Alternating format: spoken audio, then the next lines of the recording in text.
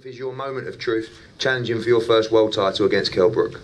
Definitely. This is a fight that I've been wanting. I've been waiting for a long time. You know, this has been a lifelong dream of mine since I started boxing. I finally get my opportunity. And like I said before, I'm coming here to take the title. No ifs, ands, buts about it. Kell Brook, he's a good fighter. But I feel like I'm a better fighter than him. And I'm the best fighter at 147. Obviously, there was talk of him moving up. Many felt that he wouldn't defend his title at 147, but glad he had stayed there, and now the fans have, I believe, the best fight in world boxing. Definitely. I mean, that's what I want. A true champion want to take the title from the champion. You know, you don't want to take the title from somebody you have to fight because a champion vacated. You know, I want to fight the champion, and I want to beat the champion so I can become a true champion. And that's what true champions do. Kell Brook, the dream is here. Bramall Lane, your city, your club, your time to defend your world title in front of a packed out Bramall Lane. May the 27th, Errol Spence. There was no vacating this title for you.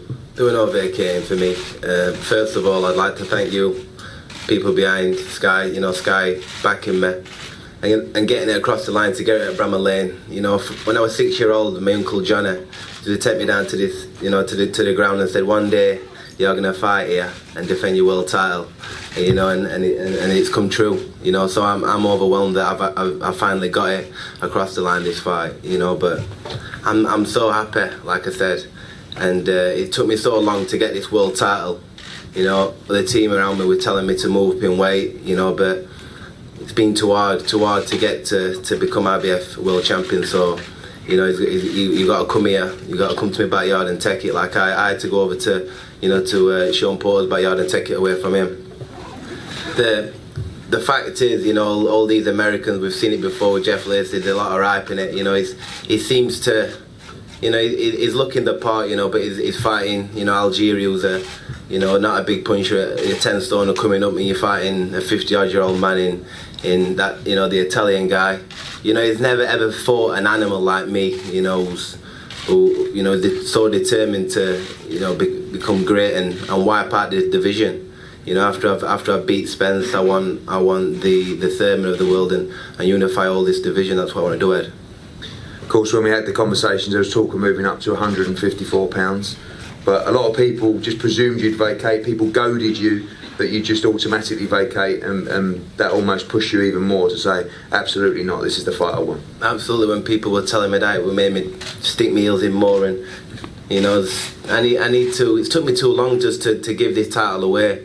It's going to be tough, to make welterweight, but I've got a great nutritionist in Greg Marriott who's going to take me down to the weight slowly.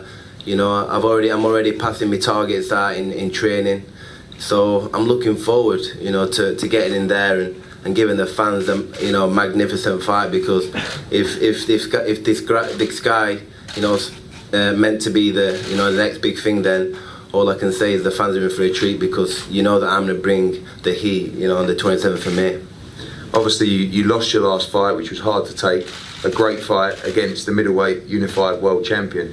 How much do you take from that fight, the fact that you went in there, mixed it with him, stood up to his power as well, and now you're moving down to fight effectively a smaller man? I've took a lot from that, from the Golovkin fight. Everybody ripped me off. I went in there, I showed what balls I had to get in there and put it on him. It busted me eye in the second round, but I still stood there, and I stood in the middle of the ring, and I had it out with him. I learned a lot from that, because he's a huge puncher, and I believe me making welterweight, I'm the biggest welterweight out there.